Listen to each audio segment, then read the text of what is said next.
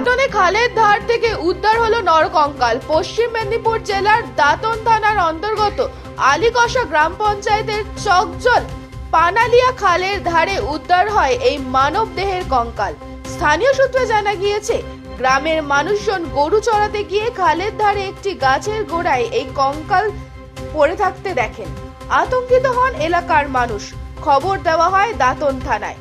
দাঁতন থানার পুলিশ ঘটনাস্থলে পৌঁছে মানব দেহের কঙ্কাল উদ্ধার করেছে।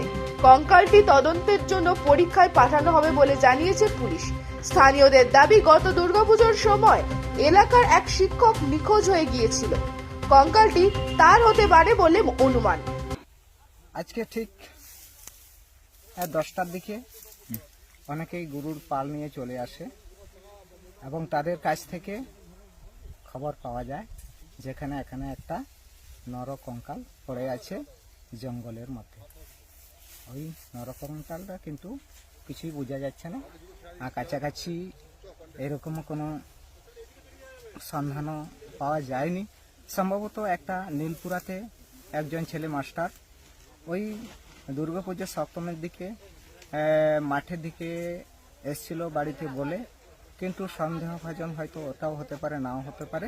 তবুও আমরা চাইছি ওই